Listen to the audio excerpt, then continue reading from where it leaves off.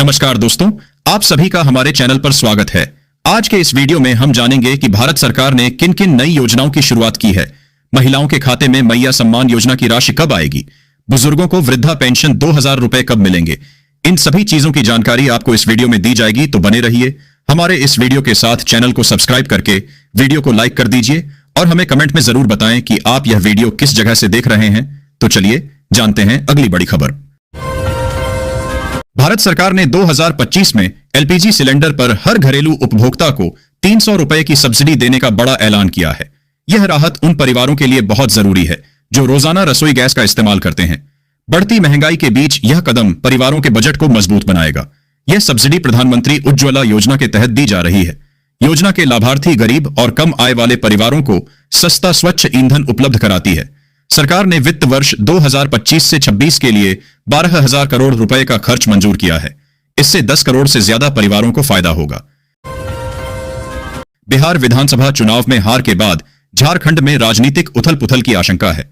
कांग्रेस और राजद के बीच तनाव बढ़ रहा है, जिसका असर झारखंड के सत्तारूढ़ गठबंधन पर पड़ सकता है। झामुमो की नाराजगी और कांग्रेस आलाकमान की समीक्षा के बीच राजद के गठबंधन से अलग होने की अटकलें तेज हैं। मैया सम्मान योजना 2025 के तहत महिलाओं को हर महीने 2500 रुपए की आर्थिक सहायता दी जाती है, ताकि वे आर्थिक रूप से सशक्त बन सकें। अब योजना की 17वीं किस्त जारी करने की तारीख को लेकर सरकार ने बड़ा अपडेट जारी किया है। जिन महिलाओं के खाते में पहले 16 किस्तें आ चुकी हैं, उनके लिए यह खबर बेहद महत्वपूर्ण है। नवीनतम आधिकारिक अपडेट के अनुसार योजना की 17वीं इंस्टॉलमेंट सीधे लाभार्थियों के बैंक खाते में भेजी जाएगी और इस बार भुगतान प्रक्रिया तेज गति से पूरी की जा रही है, ताकि किसी लाभार्थी को देरी का सामना न करना पड़े।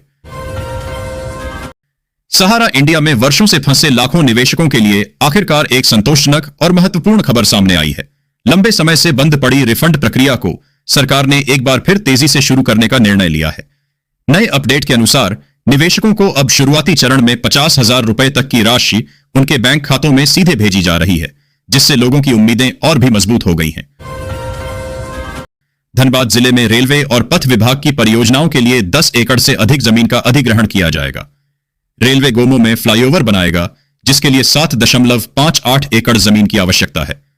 पथ विभाग नावाडीह लक्ष्मीपुर सड़क का चौड़ीकरण करेगा, जिसके लिए 2.75 एकड़ जमीन चाहिए। झारखंड एकेडमिक काउंसिल जैक ने मैट्रिक और इंटरमीडिएट परीक्षा 2026 के लिए पैन नंबर अनिवार्य कर दिया है, जिससे कई छात्रों के फॉर्म अटकने की आशंका है। आधार कार्ड और शैक्षणिक प्रमाण पत्रों में त्रुटियों के कारण कई छात्र पैन नंबर प्राप्त नहीं कर पाए हैं। बिहार विधानसभा के शपथ ग्रहण समारोह में राजनीतिक विरासत, महिला सशक्तिकरण और युवा नेतृत्व का संगम दिखा। कई नेताओं की पत्नियों और बेटों ने विधायक के रूप में शपथ ली, जो बदलते राजनीतिक परिदृश्य को दर्शाता है। जीतन राम मांझी के परिवार की उपस्थिति सामाजिक न्याय का प्रतीक थी। यह समारोह बिहार की राजनीति में एक नए संतुलन का संकेत देता है। बिहार सरकार ने होल्डिंग टैक्स के बकायेदारों को बड़ी राहत देते हुए ब्याज और जुर्माना माफ कर दिया है। इस फैसले से उन लाखों नागरिकों को फायदा होगा जो टैक्स भरने में असमर्थ थे। यह माफी योजना एक निश्चित अवधि के लिए है, इसलिए बकायेदारों को जल्द से जल्द इसका लाभ उठाने की सलाह दी जाती है। भारत सरकार की वृद्धावस्था पेंशन योजनाएं बुजुर्ग नागरिकों को मासिक वित्तीय सहायता प्रदान करती है। यदि यह राशि 2,000 रुपए प्रति माह निर्धारित की जाती है, तो यह आर्थिक रूप से कमजोर वृद्धजनों के लिए एक बड़ा संबल बन सकती है। यह राशि उन्हें अपनी बुनियादी जरूरतों जैसे कि दवाइयां, राशन और छोटे मोटे खर्चों को पूरा करने में मदद करेगी। यह पहल यह सुनिश्चित करती है कि देश के वरिष्ठ नागरिकों को वृद्धावस्था में किसी पर निर्भर न रहना पड़े, जिससे वे आत्मसम्मान के साथ जीवन जी सकें। राज्य में सामाजिक वानिकी को बढ़ावा देने के लिए लगभग 75 करोड़ रुपए की अतिरिक्त राशि जारी की जाएगी। इस राशि 75 करोड़ रुपए है का उपयोग पार्कों में पौधरोपण और सौंदर्यीकरण के लिए किया जाएगा। केंद्र सरकार के ग्रामीण विकास मंत्रालय ने वन एवं पर्यावरण विभाग के साथ मिलकर इस योजना के विस्तार पर बल दिया है। झारखंड हाई कोर्ट ने राज्य सरकार को छठे वेतन आयोग के अनुसार प्राथमिक शिक्षकों का वेतन पुनः निर्धारित करने का आदेश दिया है। कोर्ट ने कहा कि 2009 के संकल्प के अनुसार शिक्षकों का वेतन पे बैंड 2 और ग्रेड पे 4,200 रुपए में तय होना चाहिए। सरकार को 12 सप्ताह में वेतन पुनः निर्धारित करने और 8 सप्ताह में लाभ देने का निर्देश दिया गया है। याचिकाकर्ताओं ने छठे वेतन आयोग के अनुसार वेतन की मांग की थी। रांची के जेएससीए क्रिकेट स्टेडियम में भारत दक्षिण अफ्रीका वनडे मैच के दौरान विमानों के परिचालन पर विशेष ध्यान रखा जाएगा। एयरपोर्ट से 38 विमानों का परिचालन होगा और सुरक्षा के लिए ड्रोन पर निगरानी रखी जाएगी, क्योंकि स्टेडियम नो फ्लाइंग जोन में आता है।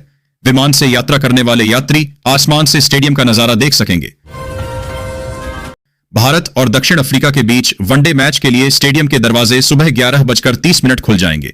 सुरक्षा कारणों से कुछ वस्तुओं जैसे खाने पीने का सामान और नुकीली चीजें अंदर ले जाने की अनुमति नहीं है। दर्शकों से अनुरोध है कि वे नियमों का पालन करें। झारखंड के नेत्रहाट आवासीय विद्यालय के संचालन के लिए नई नियमावली लागू होगी। प्रबंधन संचालन समिति करेगी, जिसमें शिक्षा विभाग के अधिकारी और पूर्व छात्र शामिल होंगे। शिक्षा प्रणाली में सुधार के लिए शिक्षकों को प्रशिक्षण दिया जाएगा और छात्रों का नियमित मूल्यांकन होगा। छात्रों के लिए बेहतर सुविधाएं और छात्रवृत्ति भी उपलब्ध कराई जाएगी।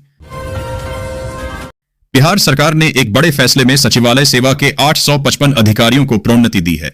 सामान्य प्रशासन विभाग ने अधिसूचना जारी कर दी है। बिहार सचिवालय सेवा के संघ ने मुख्यमंत्री नीतीश कुमार से मिलकर प्रोन्नति की मांग की थी। संघ ने सरकार के इस निर्णय के लिए आभार व्यक्त किया है। अरवल विधानसभा के नतीजे सामने आ गए हैं। अरवल से बीजेपी के प्रत्याशी मनोज कुमार ने कुल 69,854 वोटों से यह चुनाव जीत लिया है। आपको बता दें, 2020 के चुनाव में सीपीआई एमएलएल के प्रत्याशी महानंद सिंह अरवल विधानसभा के विधायक बने थे। हालांकि वह इस बार बीजेपी के कैंडिडेट मनोज कुमार से कुल 14,093 वोटों से हार गए हैं।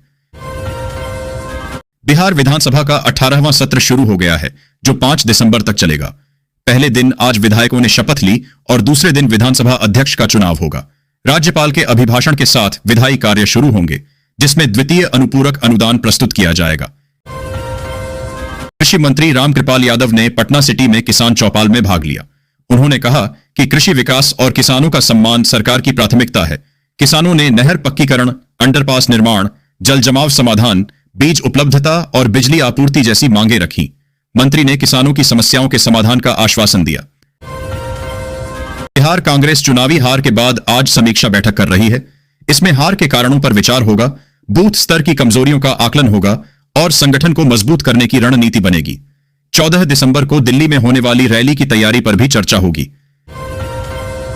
संसद का शीतकालीन सत्र हंगामेदार रहने के आसार हैं। विपक्ष मतदाता सूची पुनरीक्षण और राष्ट्रीय सुरक्षा जैसे मुद्दों पर सरकार को घेरने की तैयारी में है। विपक्ष ने एसआईआर पर चर्चा की मांग की है। वहीं सरकार विधायी कामकाज को प्राथमिकता देना चाहती है। सबकी निगाहें इस बात पर टिकी हैं कि सदन में इन मुद्दों पर किस तरह की बहस होती है।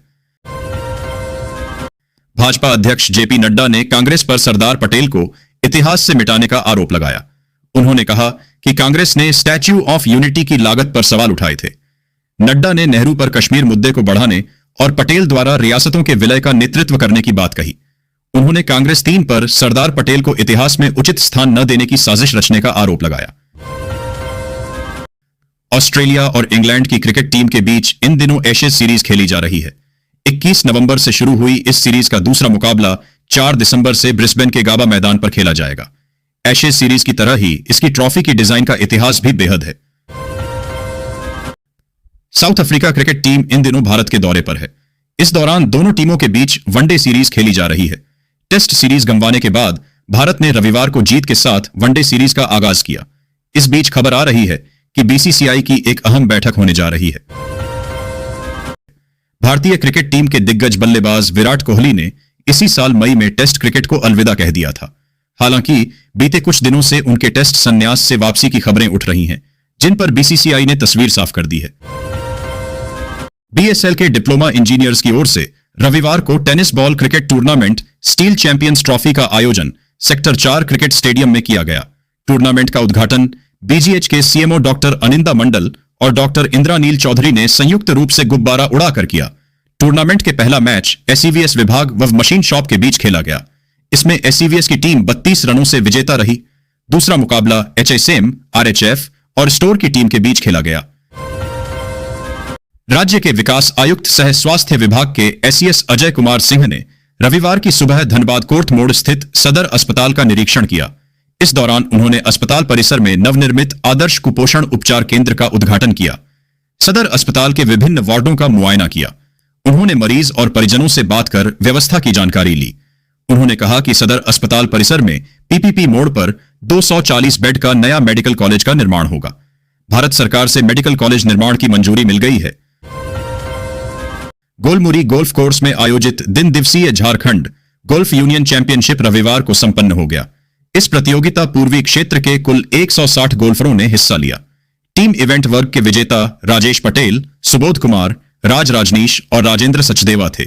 टूर्नामेंट के विजेता राज राजनीश और उप विजेता राजेश पटेल रहे।